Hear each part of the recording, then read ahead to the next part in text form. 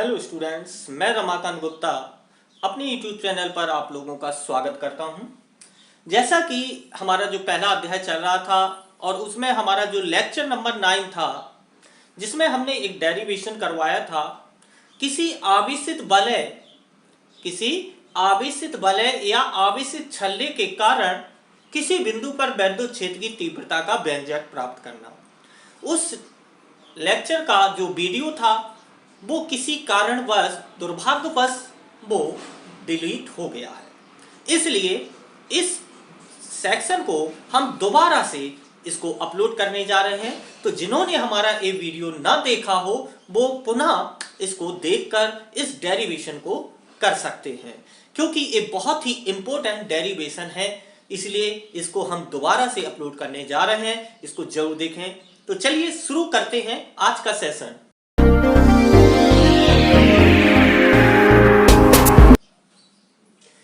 जैसा कि हमारा बोर्ड पर डेरिवेशन हल हुआ है, जिसमें क्या है, आवेशित छल्ले के कारण या आवेशित वलय के कारण वैद्युत क्षेत्र की तीव्रता का व्यंजक प्राप्त करना है P बिंदु पर। तो इसके लिए छोटी सी एक भाषा लिखेंगे। माना स्मॉल a त्रिज्या का एक आवेशित वलय है जिस पर प्लस q आवेश समान रूप से वितरित है। इसके केंद्र O से x दूरी पर एक P बिंदु है जहां हमको वैद्युत क्षेत्र की तीव्रता ज्ञात करनी है।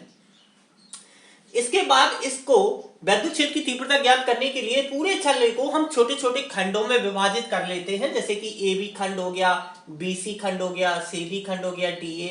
तो कोई भी एक खंड ले लिया जिसका आवेश डेल्टा Q हो गया। अब और इस खंड की यहाँ P बिंदु से दूरी कितनी मान ली हमने, स्मॉल r मान ली।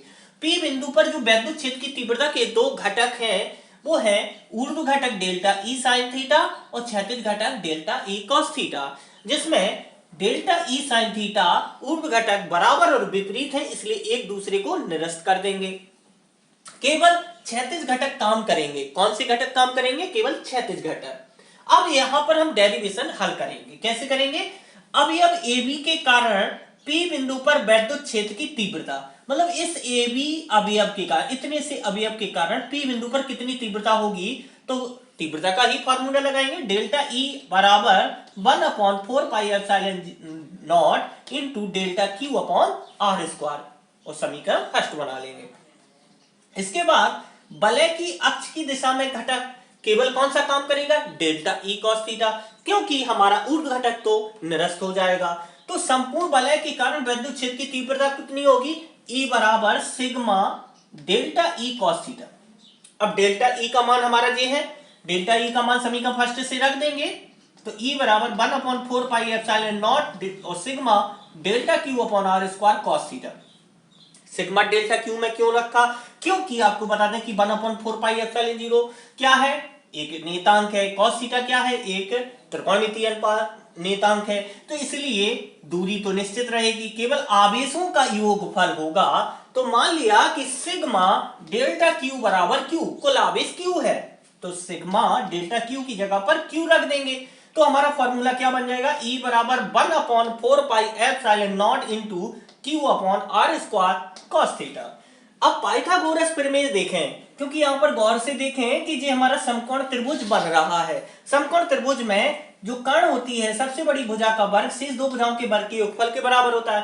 मतलब R स्क्वायर बराबर x square plus a square.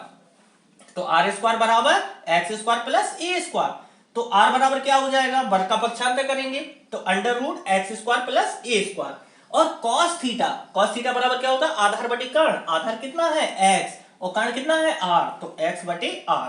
अब यहां पर इसमें हमें cos थीटा का मान और r स्क्वायर का मान रखना है। r स्क्वायर का मान x square plus a square, cos theta का मान x बटे r। तो हमने फॉर्मूले में रख दिया r स्क्वायर का मान x square plus a square और cos थीटा का मान x अपॉन r। अब चूंकि r बराबर क्या था? Under root x square plus a square, तो r की जगह पर under root x square plus a square लिख दिया। अब यहां पर देखें E बराबर 1/4 पाई एप्सिलॉन 0 और Q इंटू एक्स, ऊपर का मल्टीप्लाई नीचे का x square plus a square, और जब किसी भी संख्या के ऊपर अंडर रूट होता है तो उसकी घात 1/2 होती है। तो यहाँ पर x square plus a square की होल पावर 1/2 हो जाएगी। अब यहाँ पर जब आधार समान होते हैं तो गुणा करने पर घातें जुड़ जाती हैं। तो यहाँ पर घात 1 है, यहाँ पर घात 1/2 है, तो 1 प्लस 1/2 करेंगे तो कितना हो जाएगा, 3/2 आ जाएगा। तो यहाँ पर घात 3/2 हो गई। अब मान लेते हैं कि ये x दूरी जो है और a दूरी है, इन दोनों में बहुत डिफरेंस है, तो x square greater than a square, और मतलब इसका मतलब ये है कि x स्क्वायर का मान a स्क्वायर की तुलना में बहुत ज्यादा है, तो a स्क्वायर का मान नगण्य मानकर छोड़ देंगे। तो अब a स्क्वायर का मान नगण्य मानकर छोड़ देंगे तो केवल x स्क्वायर की होल का 3/2 बचेगी, 2 से 2 कट जाएंगे तो x की यहाँ 3 बचेगी। अब x से एक x कट जाएगा तो क्या आ जाएगा, E बराबर 1/4 pi epsilon not into Q upon x square. मतलब x दूरी पर P बिंदु पर हमारी वैद्युत क्षेत्र की तीव्रता निकल आएगी। तो एक समान रूप से आवेशित बलय या छल्ले के कारण P बिंदु पर वैद्युत क्षेत्र की तीव्रता का व्यंजक अगर प्राप्त करना है तो बस इतना ही आपको करना है। तो बड़े ध्यान से समझे इसको, एक बार नहीं 2 बार पुश करके भी इसको लगाने का हल करें और प्रयास करें अच्छी तरह से। और अगर आपको कहीं भी डाउट है तो आप हमसे क्वेश्चन पुट अप कर सकते हैं हमारे पर्सनल व्हाट्सएप नंबर पर।